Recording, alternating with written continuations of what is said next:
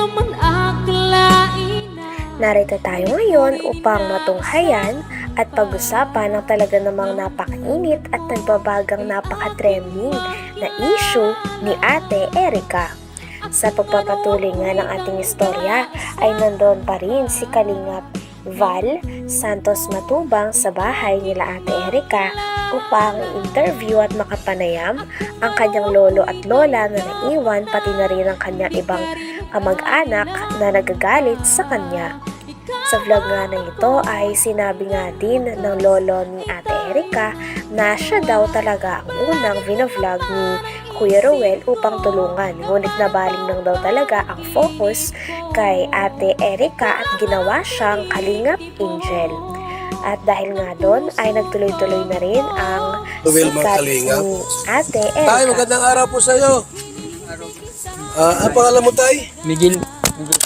Miguel. Surita. Ikaw yung unang gi-vlog ni Ruel Umpo. para tulungan. Siya po. Ngayon, bakit napunta kay Erica yung tulong? Ay, di ko nga po alam at siyang napukusan na nila Rab. Ang salata ni Ruel, inilipat kay Rab, parang hindi daw kayang Ewan ko, hindi ko alam. Yung natagpuan si Erica, parang si Erica ang parang turnover ni Ruel kay Rab, Kay Rab. Kalingap Rab. So yun, ginawa ang Kalingap Angels. Yun. Ayun. So maliwanag po mga kaibigan na dito ba nakatira si Erica noon? Dito po yun. Dito lumaki? Ay, dito na po sa amin yun. Okay. Nung dati pa sa kuwang kami sa Katandungan nun ay napalit. Dito nga din ay nalaman ng lahat na may isa palang matanda na negosyante ang tumutulong kay Ate Erica at ang pangalan nito ay June A. Nakilala daw ito ng tita ni Ate Erica sapagkat nagbigay daw ito ng pera pampaopera sa mata ng lola ni Ate Erica. Ngunit kalaunan ay hindi daw ito napakinabangan o hindi daw nakuha ng lola ni Ate Erica ang pera na ito sapagkat hindi daw ito ay binigay nila Ate Erica.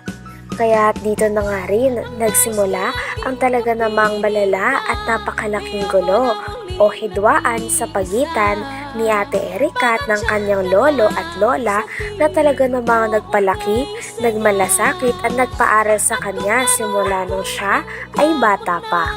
hindi ka rin nag-alin. Lagi si Erica. Ano po, maliit pa yun sa amin. Kayo na nagpalaki noon. Kami na po, Ngayon, kapaaral. nasaan sila ngayon?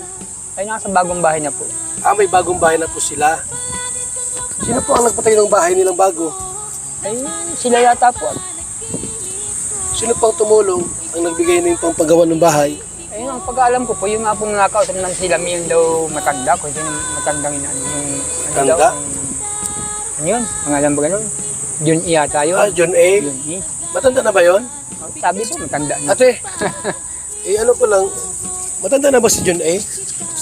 Tanda na po, siguro po mga 60 or 50 yan mga ganun. Nakita mo na di pa? Nakita ko na po yun. Saan mo Kasi nakita? nagpasalamat po ako rin sa kanya nung yung last baga po na vlog ni Kalingap, ni Rab na nagbigay kay mama ng pampaopera ng sa mata. Okay. Ay hindi po namin alam na kakontak na pala po yun. Dito nga din ay Contact nalaman mo nila na habang vlog daw pala ni Kalingap Rab si Ate Erica ay kakontak na ni Sheila May o ng ate ni Ate Erica si Sir June A na sponsor at negosyante. Kaya naman ang nangyari ay sinabi daw ni Ate Sheila May ni Erica kay Sir June A na huwag nang padaanin ng pera kay Kalingap Rab at diretsyo na lamang sa kanila. Kaya naman ito rin ang naging rason kung bakit umayaw na si Ate Erica magpa-vlog kay Kalingap Rab. At dahil nga dito ay napatayuan na nga si Ate Erica at ang kanyang ate na si Sheila May ng bahay, at nung nakapatayo na nga ng bahay ay hindi nila sinama ang mga tao na nagpalaki sa kanila na ang kanilang lola at lolo at ang iba pa nilang kapamilya, kaya nagsimula ito ng hidwaan. Nagbigay kay mama ng pampaopera ng sa mata. Okay. Ay Hindi po namin alam na kakontak na pala po yun ni Contact na nino? si Sir Jun A. Ni Sheila May? Po. Okay. So, Yun lang yun po yung ano namin. nakita mo na si Jun A sa video? Mahaba yung buhok niya na. Mahaba ang buhok. Okay. So, may edad na. Mm-hmm. Okay. So, kasi tinatanong ko si tatay kung sino tumulong sa pabahay nila.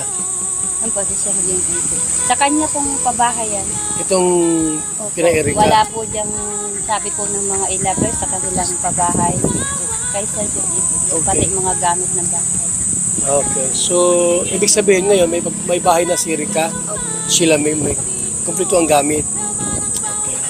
So, ang nagpabahay niyan, si Jun A, Si Sir Jun A. hindi ang ilabers. Hindi po. Hindi ang ilabers. Inaangkin lang po ng mga ilabers. Inaangkin nila na sila Kaya nagpabahay sila niya. nagagalit kasi ayaw nilang Simula nga daw nung bagong taon at naggaling sa ospital ang lola nila, pagkadating daw ng lola nila sa bahay ay nakahakot na daw kagad si Ate Erika at ang kanyang ate Sheila May. Nang sa ganon ay makalipat na sila. At nung nakalipat na sila sa bahay na pinatayo ni Sir Jun A ay hindi na raw sila muling bumisita sa kanyang lolo at lola at iba pang kamag-anak. Talagang kaya naman sumama ang loob ng lola at lolo ni Ate Erika sapagkat parang kinalimutan na lang sila basta-basta ng kanilang apo na kanilang pinalaki at pinagmalasakitan. Ganun ba? So, alam mo yun yung kwento. alam Tungkol dyan. kasi naririnig-rinig ko din po. Mm-mm. Kasi iisang bahay lang naman po kasi kami dito. Dito pala si Erika lumaki. Po. Nakatira kay lolo niya. Dito. Ngayon, may bahay na silang bago. Siya po. Di ba pupunta rito si Erika? Mula po nung nung bagong taon po na nung last po, itong nasa ospital po kasi mama noon, pag uwi ko lang dito, wala na sila, naghakot na sila ng gamit. Nung paghakot, last year pa, Opo, nung bagong taon pa po. mula noon hanggang ngayon, hindi siya pupunta rito, napunta naman. Hindi na po. Hindi na pupunta rito. Wala na Ni po. dumalaw, hindi. Wala na pong Eric ang pumupunta dito. Pati si Sheila May. Wala na. Yung mga palabas po ng mga e-lover na sinasabi po nila na monthly may natatanggap si mama. Sila mama, yung mga magulang ko. Meron? Kasi Wala. malingan po yan. So wala palang natatanggap. Simula pala ay napabahayan si Ate Erika ay hindi niya na sinama ang kanyang lolo at lola sa pabahay na kanilang natanggap. At pagkatapos naman nito ay bumukod na nga sila ng kanyang ate sa mga tao na nagpalaki sa kanila at nagmalasakit simula bata pa sila.